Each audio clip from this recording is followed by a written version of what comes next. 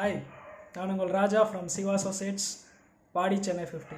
இன்றைக்கி நம்ம பார்க்க போகிற டாபிக், இந்த ஜிஎஸ்டி ரிஜிஸ்ட்ரேஷன் பண்ணும்போது அதில் ஆப்ஷன்ஸ் கேட்கும். என்ன கேட்டகரி நீங்கள் செலக்ட் பண்ண போகிறீங்க, என்ன டைப் ஆஃப் ரிஜிஸ்ட்ரேஷன் நீங்கள் பண்ண போகிறீங்க, கேஷுவல் டீலர்ஸா இல்லை ரெகுலர் டீலர்ஸா இல்லைனா காம்போசிட் ஸ்கீமா அப்படின்ற மாதிரி கேட்டகரிஸ் வந்து செலக்ட் பண்ண சொல்லும். அதில் வந்து நம்ம இப்போ பார்க்க போகிற கேட்டகரி காம்போசிட் ஸ்கீம் பற்றி தான் பார்க்க போகிறோம். ஓகே, இந்த காம்போசிட் ஸ்கீம் அப்ளை பண்ணுறதுக்கு என்ன எலிஜிபிலிட்டி, இந்த காம்போசிட் ஸ்கீம் போகிறதுனால என்னென்ன அட்வான்டேஜஸ் என்னென்ன டிஸ்அட்வான்டேஜஸ் அப்படின்றத பற்றி நம்ம இப்போ பார்க்கலாம். ஓகே, ஃபஸ்ட்டு என்ன சொல்கிறாங்க அப்படின்னா, காம்போசிட் ஸ்கீம் நீங்கள் போனோம் அப்படின்னா உங்களோட turn over less than 1.5 crores இருக்கணும் அப்படின்றாங்க. பட் பர்டிகுலர் ஸ்டேட்க்கு மட்டும் என்ன சொல்கிறாங்கன்னா 75 lakhs இருந்தால் தான் உங்களுக்கு எலிஜிபிள் அப்படின்றாங்க. அது என்னென்ன ஸ்டேட்னு பார்த்தீங்கன்னா அருணாச்சல் பிரதேஷ், மணிப்பூர், மேகாலயா, மிசோரம், நாகாலாந்து, சிக்கிம், திரிபுரா, உத்தரகாண்ட், இவங்களுக்கு மட்டும் என்ன சொல்கிறாங்கன்னா அந்த 75 lakhs பிலோ இருந்தால் தான் அந்த ஸ்கீமுக்குள்ளே போக முடியும் அப்படின்றாங்க. ஓகே, இந்த டேர்ன் ஓவர் லிமிட் மட்டுமே போதுமா, இந்த டேர்ன் ஓவர் கம்மியாக இருந்ததுன்னா நாங்கள் எலிஜிபிள் ஆகிடுவோமா அந்த கேட்டகரி அப்படின்னு பார்த்தீங்கன்னா இல்லை. சில மேனுஃபேக்சரர்ஸ்க்கு ரெஸ்ட்ரிக்ஷன் சொல்லியிருக்காங்க. அது என்னென்னு பார்த்தீங்கன்னா இந்த ஐஸ்கிரீம் மேனுஃபேக்சரர்ஸ், அதுக்கப்புறம் edible ice with or without cocoa containing, அவங்களுக்கு ஆப்ஷன் இல்லை. அதுக்கப்புறமா இந்த டொபாக்கோ ப்ராடக்ட்ஸில் சப் ப்ராடக்ட்ஸ் என்னென்ன வருதோ அது எல்லாத்துக்குமே வந்து எலிஜிபிள் கிடையாது அப்படின்றாங்க. அதுக்கப்புறம் பார்த்தீங்கன்னா இந்த கேஷுவல் டீலர்ஸ்ன்றவங்க யாருன்னு பார்த்தீங்கன்னா சீஸ்னலாக பிஸ்னஸ் பண்ணுவாங்க. ஃபார் எக்ஸாம்பிள் இந்த தீபாவளி டைமில் கிராக்கர்ஸ்லாம் போடுவாங்க, பார்த்துருப்பீங்க. ஸோ அவங்களுக்குலாம் வந்து இந்த ஸ்கீமில் எலிஜிபிள் ஆகிறதுக்கு ஆப்ஷன் கிடையாது. அதுக்கப்புறமா பிஸ்னஸ் த்ரூ இகாமர்ஸ்ன்றது நம்ம ஆன்லைன் த்ரூ பண்ணுவாங்க. இந்த ஸ்விக்கி, ஊபர், அதுக்கப்புறம் இந்த அமேசான், ஃப்ளிப்கார்ட், இந்த மாதிரி த்ரூ பிஸ்னஸ் பண்ணுறவங்களுக்கு எலிஜிபிள் கிடையாது.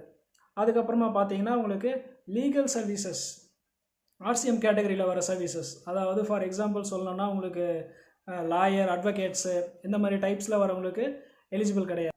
இப்போ நம்ம அட்வான்டேஜஸ் என்னெல்லாம் இருக்குது இந்த ஸ்கீம் போகிறதுனால அப்படின்றத பற்றி பார்ப்போம். அட்வான்டேஜஸ் பார்த்தீங்கன்னா உங்களுக்கு புக் மெயின்டெனன்ஸ் அப்படின்றது ரொம்ப கம்மி. அதாவது ரெகுலராக கம்பேர் பண்ணும்போது இதில் பெருசாக ஒன்றும் நீங்கள் புக்ஸ்லாம் மெயின்டைன் பண்ண வேண்டியதில்லை. ஜஸ்ட் நீங்கள் சேல்ஸ் என்ட்ரிஸ் அந்த டீட்டெயில்ஸ் மட்டும் மெயின்டைன் பண்ணால் போதும். அதுக்கப்புறமா உங்களோட டேக்ஸ் ரேட்ஸ், ஃபார் எக்ஸாம்பிள் மேனுஃபேக்சரராக இருந்தால் 2%, அதாவது சிஜிஎஸ்டி 1%, எஸ்டிஎஸ்டி 1%. இதே ட்ரேடராக இருக்கீங்க அப்படின்னா 0.5%, 0.5%, அதாவது எஸ்டிஎஸ்டி சிஜிஎஸ்டி டோட்டலாக 1%. அதுக்கப்புறம் ரெஸ்டாரண்ட், நான் சர்விங் ஆல்கஹால், அவங்களுக்கு பார்த்தீங்கன்னா 5%, அதர் சர்வீஸ் ப்ரொவைடர்ஸ்க்கு 6%. ஸோ உங்களுக்கு டேக்ஸ் ரேட் வந்து கம்மியாக இருக்கும். இது ஒரு அட்வான்டேஜ். இன்னொரு அட்வான்டேஜஸ் என்னன்னு பார்த்தீங்கன்னா இந்த ரெகுலர் டீலர்ஸ்லாம் உங்களுக்கு month on month payment plus வந்து ரிட்டர்ன்ஸ்லாம் ஃபைல் பண்ணுவாங்க. பட் ஆனால் இந்த காம்போசிட் ஸ்கீமில் குவார்ட்டர்லி ஒன்ஸ் நீங்கள் பேமெண்ட் பண்ணி ரிட்டர்ன்ஸ் ஃபைல் பண்ணால் போதும். அதுவும் வந்து உங்களோட டேக்ஸ் ரேட் வந்து கம்மின்றதுனால உங்களுக்கு கேஷ் ஃப்ளோ வந்து கொஞ்சம் இன்க்ரீஸாக இருக்கும். அது என்ன டேக்ஸ் ரேட் கம்மின்னு பார்த்தீங்கன்னா ஆல்ரெடி நம்ம டிஸ்கஸ் பண்ண மாதிரி 1%, 2%, 5%, 6%, அந்த கேட்டகரியில் நீங்கள் பேமெண்ட் பண்ணுறதுனால உங்களுக்கு டேக்ஸ் அமௌண்ட் கட்டுறதும் கொஞ்சம் ஈஸி. ஸோ கேஷ் ஃப்ளோ வந்து உங்களுக்கு கையில் ஓரளவுக்கு இருக்கும். ஓகே, இதுக்கான டிஸ்அட்வான்டேஜஸ் என்னென்ன அப்படின்றத பார்க்கலாம். மேஜராக இருக்க டிஸ்அட்வான்டேஜஸ் என்னன்னு பார்த்தீங்கன்னா ஐடிசி நீங்கள் கிளைம் பண்ண முடியாது. ஃபார் எக்ஸாம்பிள் சொல்லணுன்னா, இப்போ நீங்கள் ஒரு பர்சன் கிட்ட, அதாவது ரிஜிஸ்டர்ட் பர்சன் கிட்ட ஒரு ப்ராடக்ட் வாங்குறீங்க. அந்த ப்ராடக்ட்டுக்கு அவர் மேபி 18% இருக்கலாம், இல்லைனா 12% இருக்கலாம். அந்த ப்ராடக்ட்டுக்கான டேக்ஸை வந்து அவர் போட்டு தருவார், உங்களுக்கு பில்லில் போட்டு தருவார். அந்த டேக்ஸ் அமௌண்ட்டு நீங்கள் கையிலேருந்து பே பண்ணுவீங்க.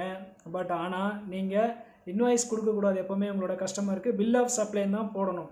அதே மாதிரி அந்த பில் ஆஃப் சப்ளையில் மேலே வந்து நீங்கள் காம்போசிட் டீலர் அப்படின்னு சொல்லிட்டு சீலோ இல்லைனா மேலே வந்து மென்ஷன் பண்ணி தான் கொடுக்கணும். அதுலேயும் என்னென்னா அந்த ரேட் ஆஃப் பர்சன்டேஜ் 1 இருக்கட்டும், இல்லைனா 5 இருக்கட்டும், இல்லைனா 6 இருக்கட்டும், இல்லை 2 இருக்கட்டும், என்ன ரேட் ஆஃப் பர்சன்டேஜாக இருந்தாலும் அந்த ரேட் ஆஃப் பர்சன்டேஜ் நீங்கள் கை காசு போட்டு தான் கட்டணும். அதாவது உங்களோட மணியை தான் நீங்கள் கட்டணும். இந்த ஐடிசிலேருந்து, அதாவது நீங்கள் பர்ச்சேஸ் பண்ண ஐடிசிலேருந்து ரெகுலர் டீலர்ஸ் பண்ணுற மாதிரி நீங்கள் பண்ண முடியாது. இது ஒரு மேஜர் டிஸ்அட்வான்டேஜஸ். அதுக்கப்புறமா பார்த்தீங்கன்னா இன்ட்ரஸ்டேட்க்கு சப்ளைவோ சேல்ஸோ நீங்கள் பண்ண முடியாது.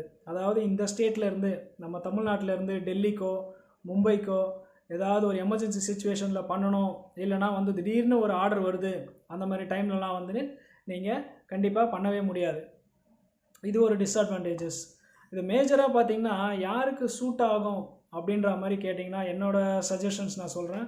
இந்த ஸ்மால் ஸ்கேலில் ரீட்டைல், அதாவது எண்ட் யூசருக்கு ப்ராடக்ட் கொடுக்குறாங்க பார்த்தீங்களா, அவங்களுக்கு தாங்க ஓரளவுக்கு இந்த காம்போசிட் ஸ்கீம் சூட் ஆகும். பிஸ்னஸ் டு பிஸ்னஸ், அதாவது B2Bன்னு சொல்லுவாங்க, அவங்களுக்கு வந்து சூட் ஆகிறது கொஞ்சம் ரேர் தான்.